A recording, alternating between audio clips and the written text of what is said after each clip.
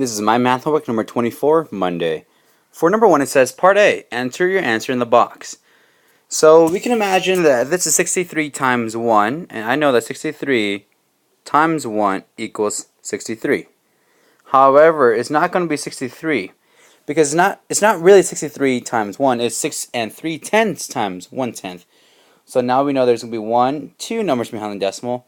So that actually is going to be 0.63, or you could say 63 hundredths. Now, I want to remind you, another way of doing this is 6.3 times 1/10. And we know when we multiply something by a tenth, it goes to the left one time because you have 1 0.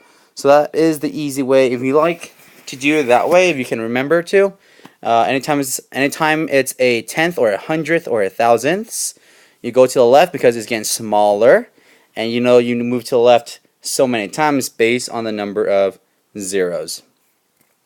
For number 2, now it's a little bit different. So now it's 6.3 divided by 0.1. So what you could do is you can do it like this. You do 6.3. Let's go and use a different color to make it brighter. You could do 6.3 divided by 0.1.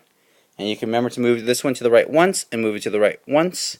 So now our math problem looks like this. Now it's a 63 inside and it's being divided by 1. And you know the answer is 63 because 63 divided by 1 is 63. That is the answer for part B. The other way of doing it is when you multiply something by 1/10, you get smaller. When you do the opposite, when you divide by a tenth, you get bigger. So like this example, we did 6.3, except for times 1/10, we divided by 1/10. That's the same thing as multiplying it by 10. And then it moves to the right once, and then becomes 63. For number 2, it says, for each sentence, select the option from the list of answer choices that correctly compares the values. Write the correct answer in the blank for each sentence, answer choices. So you have, let's look at the number 6 on these numbers. This is 6,000, because that's a 6 in the thousands place. Now on the right hand side, this number is 6/10, because it's in the tens place. So obviously 6,000 is much greater than 6/10. So the question is, how many times bigger? So you know it can't be 1/10 and 1/100. It's either 10 times or 100 times. Now let's go and put it like this. There's the decimal. That's where the first 6 is at. The other 6 is located in the ones, hundreds, or I mean the ones, tens, hundreds, and thousands. Here's the other 6. That's 6,000 and that's 6/10. So to go from 6/10 to 6,000 will be 1 jump, 2 jumps, 3 jumps, 4 jumps. So you need 4 zeros. And we know that that 6 is going to be 10,000 times the value of the 6 in the 6/10s.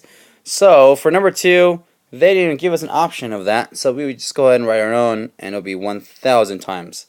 So, or I mean 10,000 times.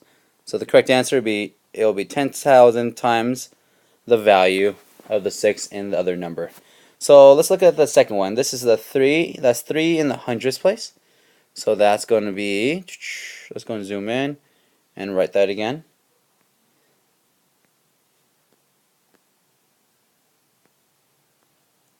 There we go. That 3 is actually 3 hundredths, because that's in the hundreds place. The other 3 is going to be 3/10. So let's go ahead and compare these two numbers. 3 hundredths is less than 3/10, so we know that this one will be 1/10 the value, because they're only one space apart from each other. Let me go ahead and zoom out and show you what I mean. Here is the 3/10. Here's the decimal.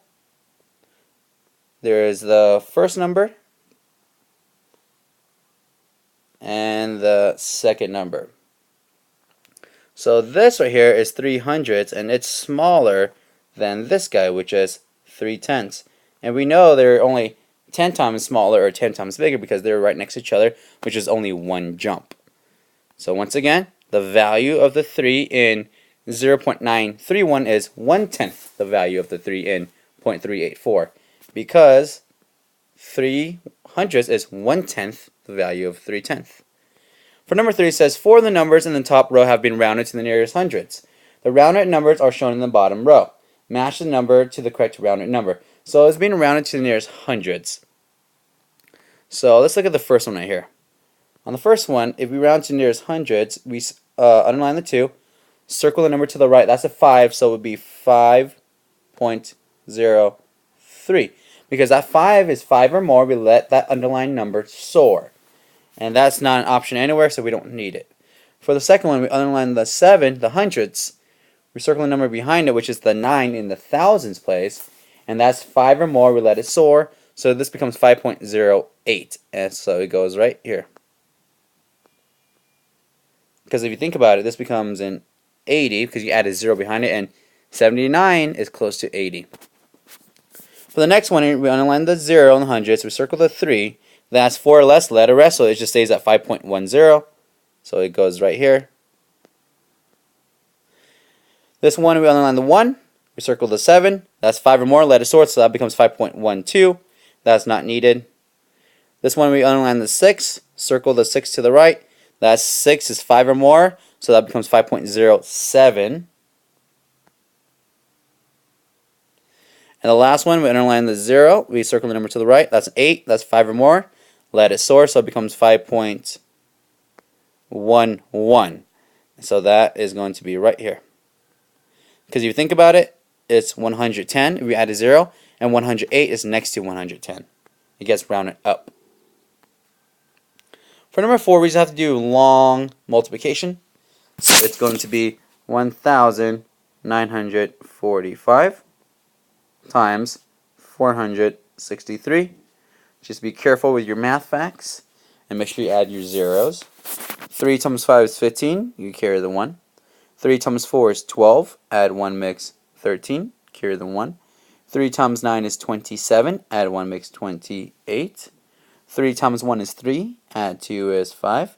So that's 5,835 for our first number. Let's go ahead and cross this out, and don't forget to put your 0. 6 times 5 is 30, carry the 3. 6 times 4 is 24, add 3 makes 27. 6 times 9 is 54, add 2 is going to be 56, carry the 5. 6 times 1 is 6, add 5 makes 11. That's my second partial product. Just going to erase those, cross out the 6, and don't forget that now you need to put 2 zeros. 4 times 5 is 20. We put a 0 there, carry the 2. 4 times 4 is 16. Add 2 makes 18, carry the 1. 4 times 9 is 36. Add 1, which makes 37. 4 times 1 is 4.